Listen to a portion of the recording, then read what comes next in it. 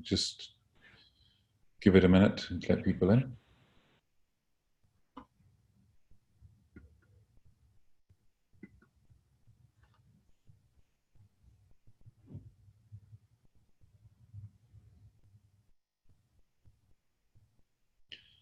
Right, everybody's still getting in. We'll just give it a minute, people.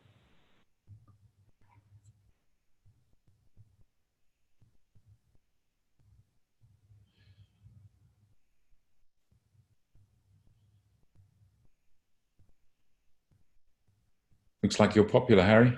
75 people already. So 77. All right. I think we'll make a start then. Thank you, everybody, for joining us today. The first thing, obviously, to note is make sure you're in the right place. The TechCast today is production machine learning with autonomous data warehouse, and it's going to be presented by Harry Snart. I'll be introducing him a little bit more in a little bit more detail in a minute. So just to let you know, my name is Roger Cressy. I'm stepping in for Uncle Charlie Berger to host this week's Analytics and Data TechCast while he and his good lady enjoy a well-earned rest. Before we get straight into the meat of this, I've just got a few bits of housekeeping to do first. And then we'll get into the presentation. My background, just very briefly, is I'm one of the founders of Cubics International. We're an Oracle Platinum Partner company, and we operate around the world implementing and developing ERP, EPM, and BI solutions alongside our customers. In respect of BWare, or Analytics and Data user community, I've been volunteering, actually not as long as many people, but alongside some amazing folk in various capacities, and it's an honor today to be able to fill in for Charlie. So that's enough about me. If we then just have a look at some of the other aspects, we've got some upcoming tech casts that you should be aware of. What's new in Oracle Analytics Cloud version 105.4.0, and that's going to be presented to us by Dan Glamis.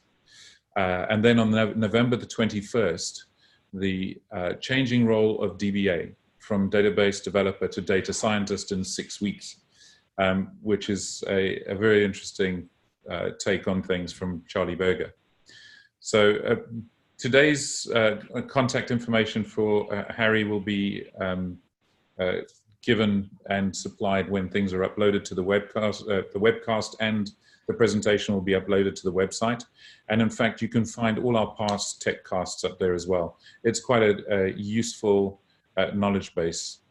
And just to really make a request, we're always interested in hearing how people are using the technology, the Oracle technology, and we're interested in any experts actually going. If you go on the website, you'll find an area where you can actually submit proposals, and these are evaluated by a subcommittee, if accepted, it will obviously be slotted into the calendar. So we'd be very interested to hear from any of you who are interested in doing that.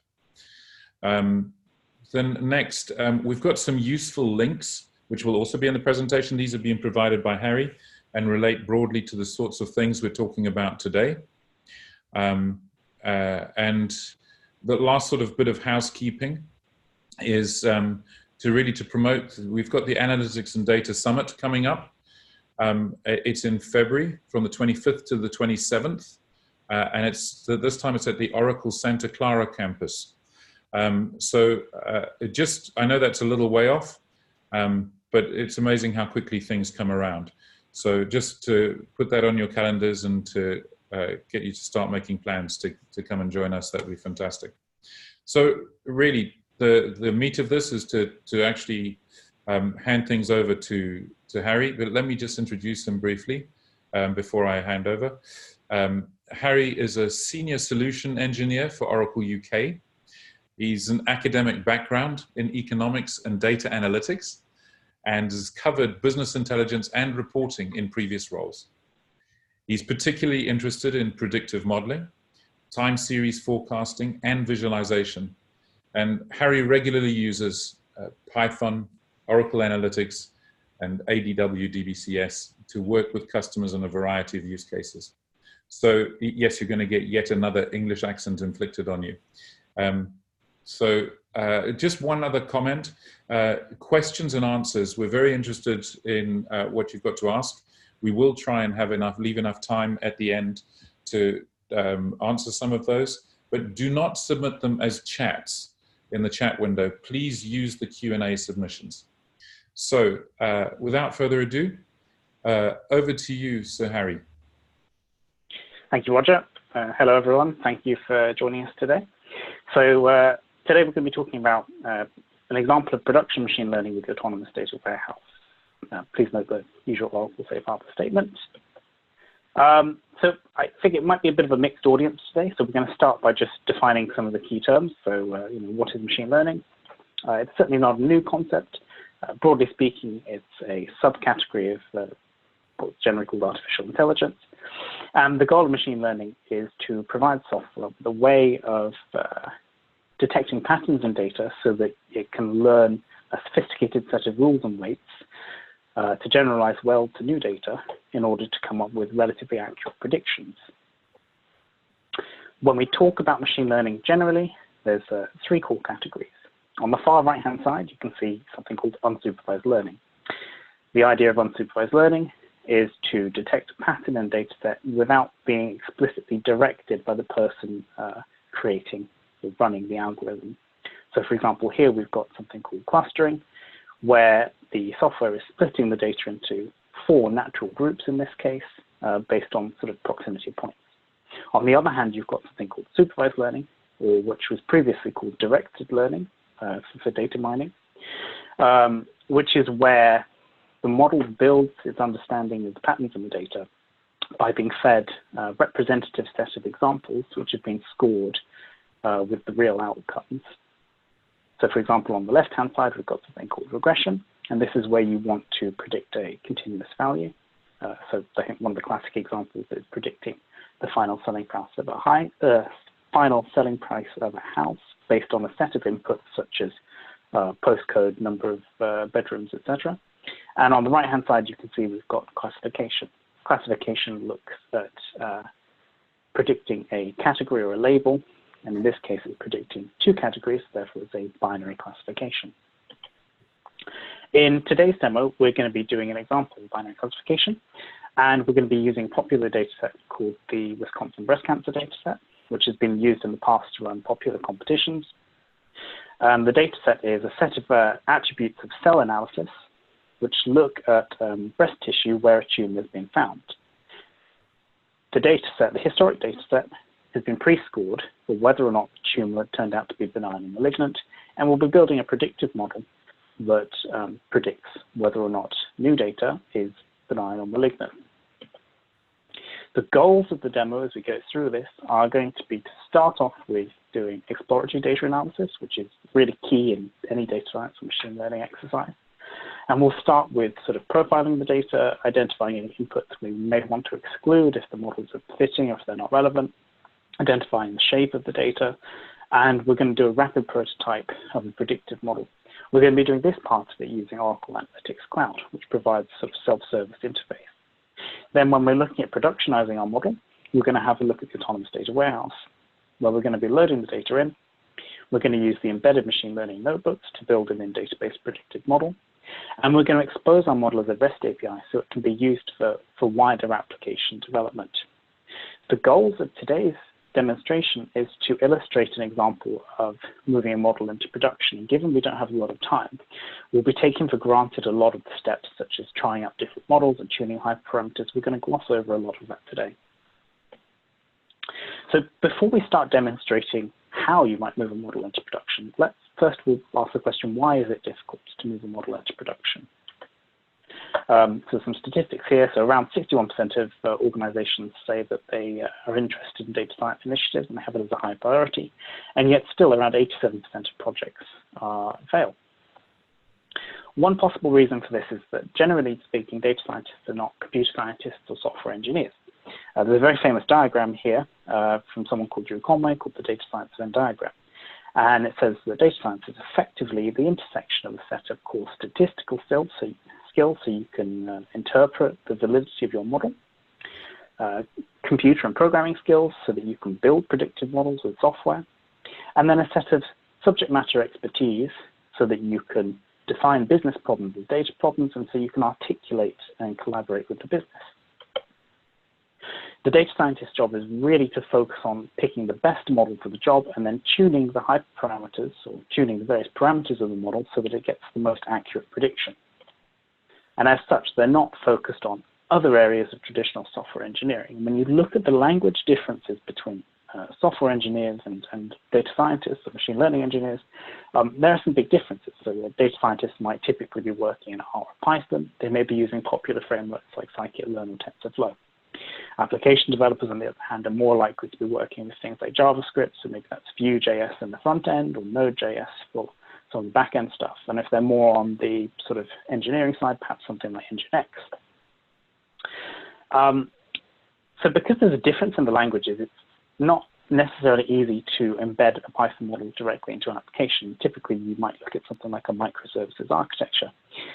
So if we take the example of putting a Python model into production, we can see some of the difficulties that you can have with this approach. A lot of data scientists typically work on their laptops, and so if you're using something like Python scikit-learn, you can probably build a really good model on your laptop with a set of training data. But if you want to expose that for an application of some kind, first of all, you have to think about saving the model states because Python's in memory. Then you're going to have to think about sort of setting up multiple compute instances because it's pretty much single-threaded, doesn't parallelize very well. To expose it as a REST API, you're going to have to use a web framework such as Flask, and then you've got to think about load balancing your different compute environments with Nginx, securing it with OpenSSL, and the list goes on and on. There's a lot of considerations in order to make this sort of Python model exposed for production. What we have at Oracle is this concept of moving the algorithms to the data, using the database as a high-performance compute environment, and leveraging the algorithms inside the database kernel. As well as that, we have a collaborative environment with notebooks and a graphical user interface. And the models that are created are first-class objects in the database. So the model is saved. You don't have to worry about saving the weights manually. And it can leverage other features such as graph text and spatial. And there's a wide variety of different models that you can use. So for today's demo, we're going to, first of all, have a look. We're going to go straight into the data understanding, data preparation, and a quick prototype. And we're going to do that with Analytics Cloud, which can help to accelerate some of these middle steps here. And we're going to use this because it's going to do a lot of the sanitization, feature encoding, for example, by default in the background. So we can just very quickly mock up a model and see how it works with the data before we go any further with the project. And what we'll come to eventually is this is our microservices architecture. I used to joke the only problem with this architecture is there's too much white space, but unfortunately we've changed our branding, so it's can't even say that anymore. But what we'll see is that we've got the predictive models in the database. We're going to expose the model using Oracle REST Data Services. We're able to build these REST Data Services using Application Express, and we can document it with an interactive documentation called Swagger, which we'll see as we go along. So I hope you can all still see my screen. Do tell me if you can't. Just to illustrate it, this is the data that we're going to be building our model with, and it's a supervised learning algorithm. So we've got a set of known outcomes for whether it was malign or benign or malignant, and we've got a set of inputs here which will discover the pattern for whether or not it's benign or malignant with. And I'm going to try and start at the end here with a live demo. And we're going to see whether or not we can see what the model looks like in production. So here I've got SQL Developer Web on this right-hand side. And here I've got a custom application that's been built. And in the background, so this is using a combination of Node and Python. And in the background, it's calling the REST APIs for the Oracle database. So we're going to add a new patient here. And we're just going to add it to the system. And what you can see is that as I add my new patient, so we've got a new set of cell analyses, it's going to insert into the database. If I rerun that SQL again, it's now been added. On the client side, as you post the data in, it pops up with a result saying that actually the data you put in is suggesting that it's quite likely that it's a malignant tumor. And so what we're going to do is we're going to mark this as urgent for the next step of analysis. And you can see here within our database, we've now got this added with the predicted diagnosis appended to the end. You'll notice here that the actual diagnosis is still null. We're not trying to replace the role of a human here at all. Instead, we're trying to do sort of augmented analytics. We're streamlining the time to diagnosis. So let's go back to how we go about building this. So I'm going to start off by having a look at my data set. So here I've added the spreadsheet that I just showed you, and we're going to create a project with it. With Analytics Cloud, you can start off with using the explain feature, and that helps to get some basic information about the data that you're looking at and help to avoid that empty canvas syndrome. So I'm going to use the explain feature now. And what it's going to do is, first of all, it's going to show us a breakdown of the two classes in our data set and the number of rows in our data set. So it's a very small data set. So for example, we can already rule out deep learning at this point because that's not really enough for a deep learning model. And you can see of the two classes, benign and malignant, more cases of benign than malignant, which is, very logical. But what it suggests is that it's an unbalanced data set. So we're going to have to take that into consideration when building our model. And as we go through the data set, we can see how the two classes look against the various metrics which come from the cell analyses. And so, for example, if we want to, we can highlight any inputs to the model, which actually there's not a lot of explanatory value being driven here because there's not a lot of difference between the two classes. And perhaps this is something we want to then drop from the model as we move forward. And if I move ahead to where I've put this onto a single canvas, we can see here that we've got a couple of different charts for items that we may want to exclude. And as well as that, as part of exploratory data analysis, we can have a look at perhaps some of the distributions and leverage some of the tooltips, and also have a look at things like correlation plots to determine whether there's any positive or negative correlation between any of the inputs.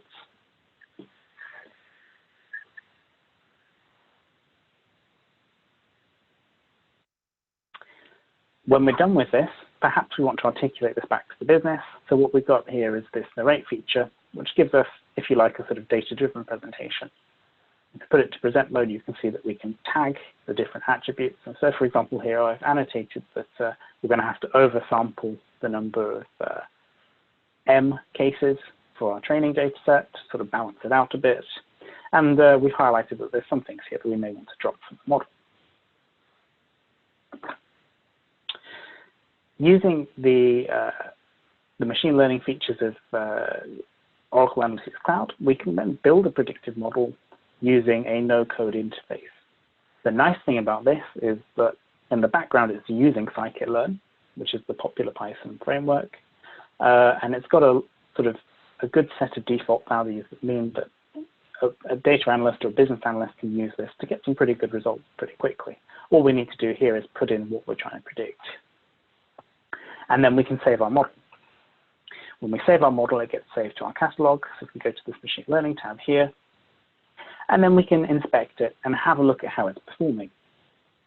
We can have a look at the quality of it, and there's going to be a set of useful results here. So for example, on the right-hand side, we've got something called a confusion matrix, and this shows the spread of actual values versus the predicted values. So it's how well the model is predicting the final outcome against the actual values from the training data set. You can see that generally it's performing pretty well. And then we've got an overall metric here for the model accuracy and the very important S1 value, which is effectively a kind of a weighted average between the precision and the recall. As well as that, we've got other useful data sets within here, which we don't really have time to go into. But for example, if we wanted to have a look at the drivers, so what each input is doing in terms of a positive or negative effect on the final outcome, we can have a look at that as well. So once we've trained our model, we can then apply it to new data. So what I've done is, if I just show you this split data set here, is I took that main data set and I split it into test and train. So this training data set here has only got 189 records in it. And we're using that to validate how well the model works on data that it hasn't been trained on, hasn't seen before. And what we're doing here is, again, we're using that no-code interface to just apply the model. And all we need to do is put the name of the target value here, which is the predicted diagnosis. When we've run that, we can then view the output of it. We can have a look, we can create our own confusion matrix. I'm not quite sure why it changes the display like that. We can create our own confusion matrix here, for example.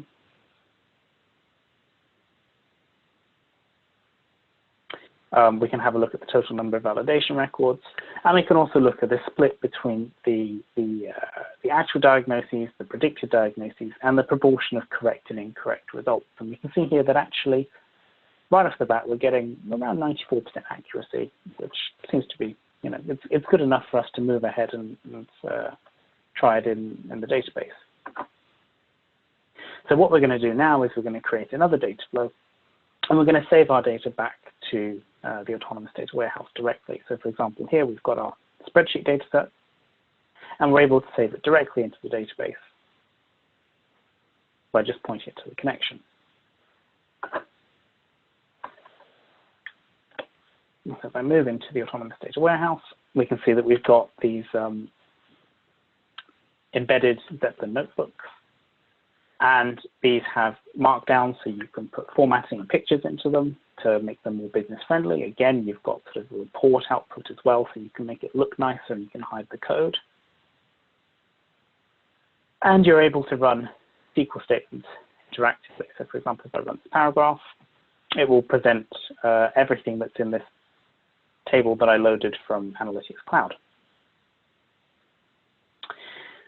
We can build a predictive model using the Oracle Machine Learning for SQL APIs.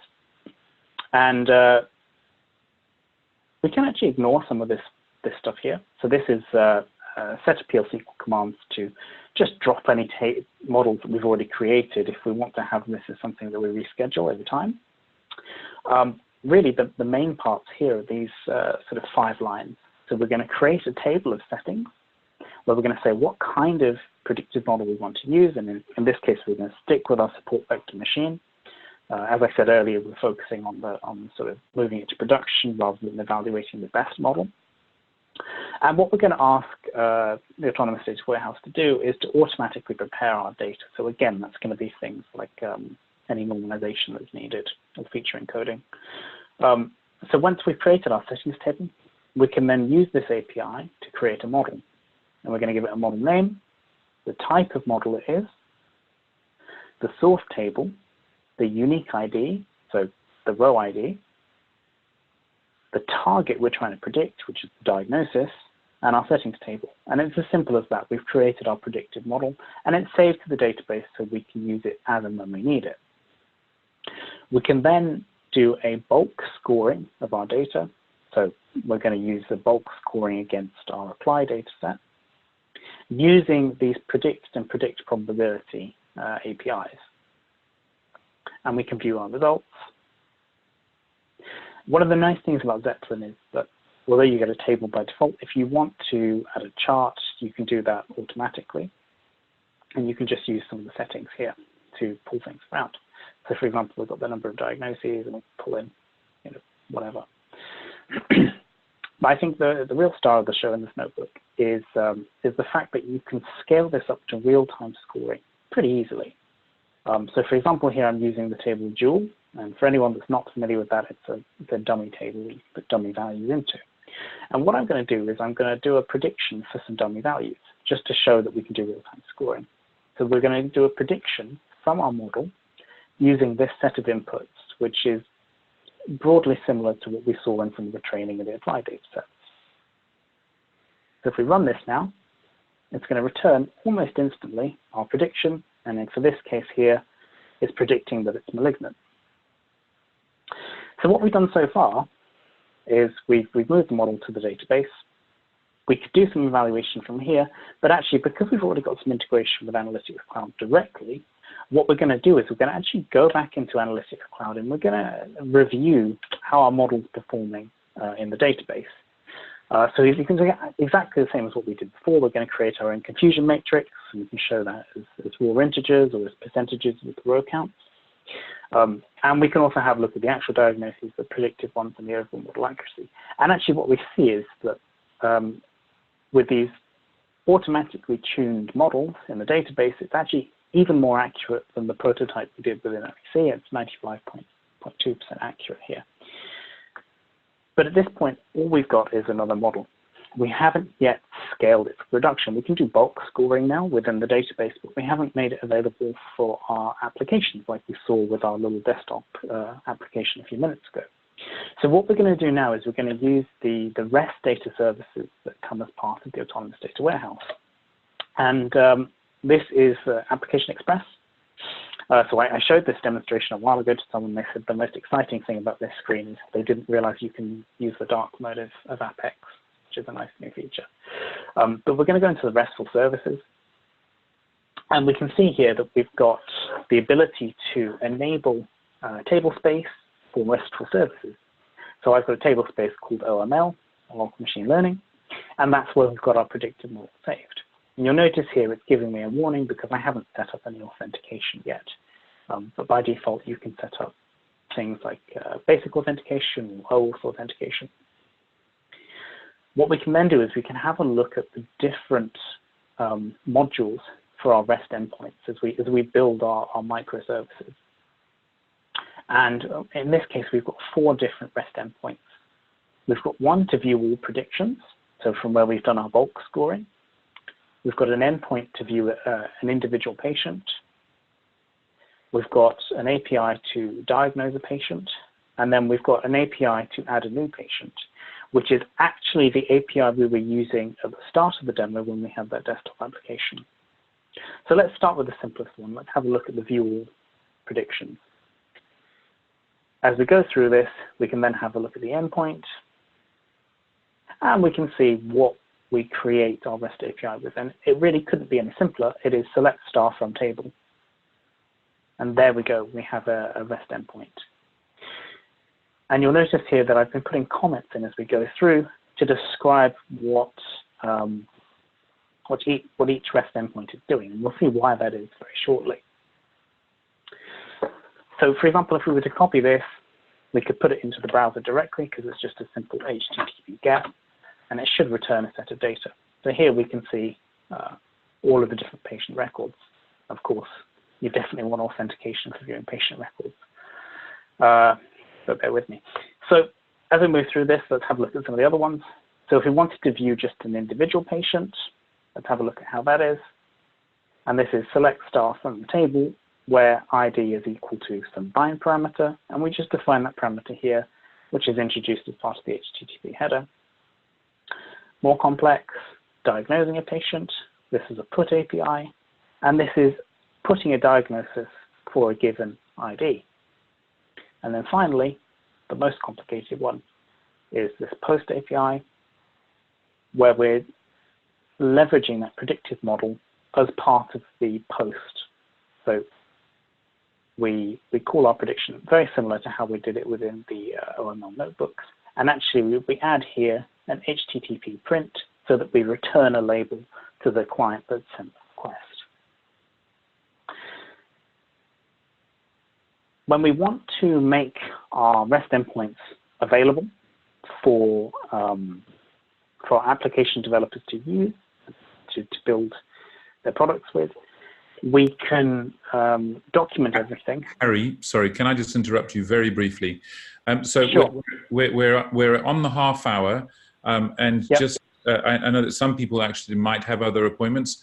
Obviously, we'd like to just continue with until Harry's complete. I see a couple of questions in the Q&A. We'll make sure those are answered afterwards. But thank you for coming today anyway, and we'll make sure that the complete recording of this is uploaded to the BIWA website. So just to let you know that, because I know it is on the half hour right now, but carry on, please, Harry. Thank you. Okay, thanks. Apologies for overrunning.